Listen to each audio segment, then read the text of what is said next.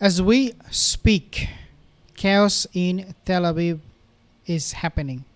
The situation is now exploding in the Zionist state, with reports of a potential military coup against Netanyahu following Gallant's dismissal.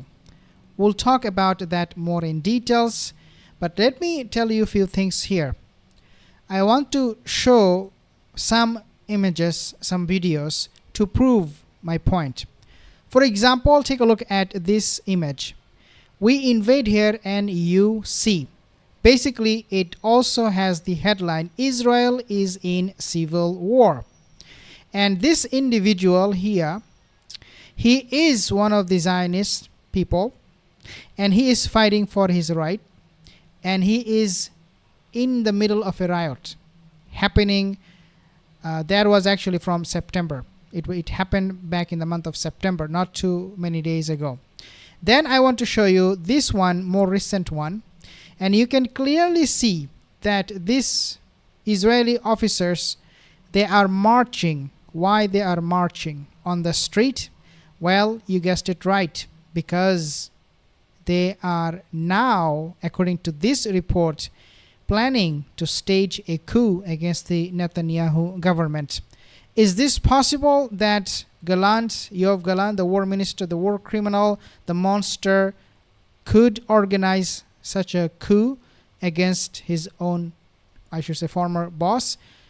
I would think so. It is actually the time for him to do something about Netanyahu. It is for him, if he delays it, if Yoav Gallant doesn't take advantage of this situation, of this chaotic situation at the moment, then it will be too late. Is it going to happen? Only time will tell. But we have this report and many other reports suggesting that it is increasingly likely that there will be a military coup in Israel. Increasingly likely. I'm not saying it is going to be happening without a shadow of a doubt. I'm not saying that. I don't make sensational videos or news. But what I'm saying is that it is becoming increasingly very much possible. Now, who they will be fighting for if there is a military coup? Well, they'll be fighting for this monster. I want you to remember, even though he got fired, but let's take a listen what he said about his intention to commit genocide. And this report, this video is actually from October last year when they started to commit this genocide. This is what he said. Take a listen from his own word. So he said, I have ordered what he'd order. Let's see. אנחנו מטילים מצור מוחלט על העיר עזה. אין חשמל, אין מזון, אין מים, אין דלק. הכל סגור. אנחנו נלחמים בחיות אדם ואנחנו נוהגים בהתאם. אנחנו מטילים מצור מוחלט על העיר עזה. אין חשמל, אין מזון. So he basically said at that time there will be no food, there will be no electricity, there will be no fuel, everything is closed. And he said, quote unquote, we are dealing with animals. He said about the Palestinian people, the people in Gaza, that they are animals. I'm sorry, but it makes me emotional. This is what we're dealing here, guys.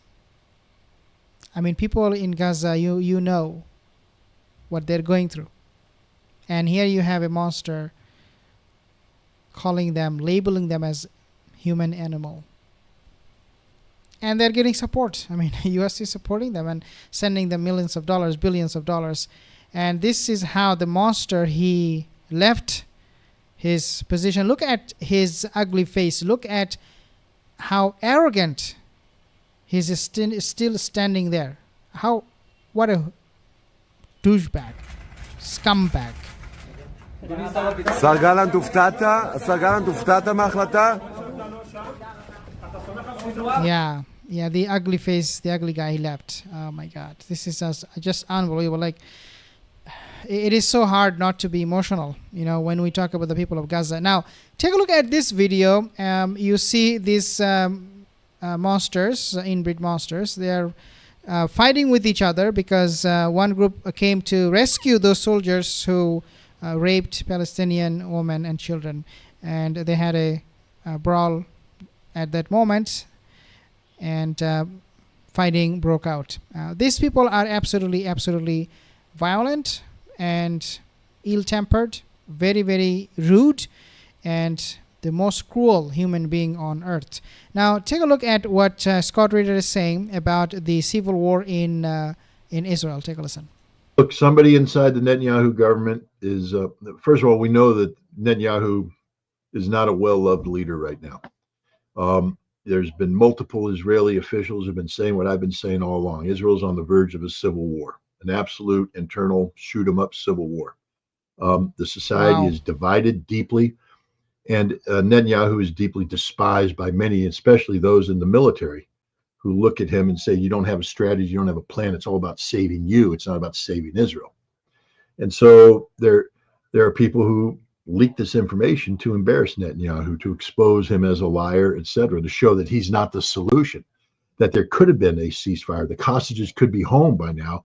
Netanyahu sought to blame Hamas, but he's the one to blame. He's the responsible one. That's the reality of it. And that's what these documents show. So somebody leaked them to embarrass Netanyahu. Okay, so basically the document leak that happened when they wanted to strike Iran, the document leak, these are very, very convenient leaks for so many reasons. Sometimes it works for Netanyahu, sometimes it works against him.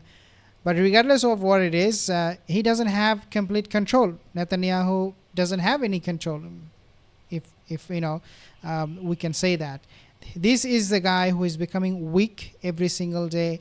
And this is a good news. If they fight, if there is a civil war, if they fight, if the Zionists, they fight with each other and they kill each other, this is going to be the most expedited way of ending this whole conflict.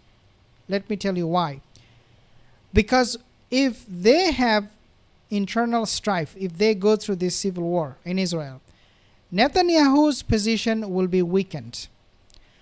And Donald Trump will take full advantage of that. If he's talking to Netanyahu, he will respect him and give him everything he wants. But if he's talking to a weak Netanyahu, I don't think Donald Trump is going to be writing him a blank check like Genocide Joe did. That's my understanding, and that's my hope. I don't know. Maybe Trump will do even much worse, regardless of what the position of Netanyahu is in his country. I don't know. But to me, it looks like that is going to be a probable scenario, that Netanyahu is being disliked. He is weak in his own country. People don't like him, and therefore Donald Trump will be not making him the priority. Versus if Netanyahu was popular, this war was popular in his country, and people supported him and backed him up, then of course Donald Trump will be giving Netanyahu and give him 10 times more than Joe Biden. All of these people are evil. We all know that. Regardless of what Trump said about the Muslims and ending war and all of those things, at the end of the day, these are all monsters. They want this genocide to continue on, to benefit politically, to benefit economically, to benefit and gain whatever they want and remain in power. That's really what they want to do, both Netanyahu and and also Donald Trump. And this is why he made all those promises that, I'm going to go and end this war.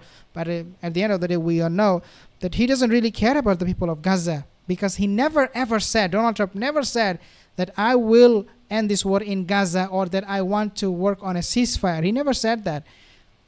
In fact, Kamala Harris, she said that, we want to stop this war. At least she said that, even though she would not be able to do that had she been elected. But nevertheless, she said, she verbalized it, that I will want to have the war stop in Gaza. For Donald Trump, no, he did not say a single thing. In the southern part of Lebanon, Scott, we've seen a village. Here, let me show you. I'm not going to be playing that particular video anymore, because I think we all understand the situation right now in Israel is at a boiling point. People are coming out in mass protest. The soldiers are marching on the street. They looks like to me they don't have a clue, they do not have a leader, and they are now absolutely panicking, because if they are sent to Lebanon to make things even worse for them, you can imagine how terrified they are right now. Thank you so much for joining this session. If you are not subscribed to my channel, consider subscribing. I'll see you in the next video. Have a wonderful day. Take care.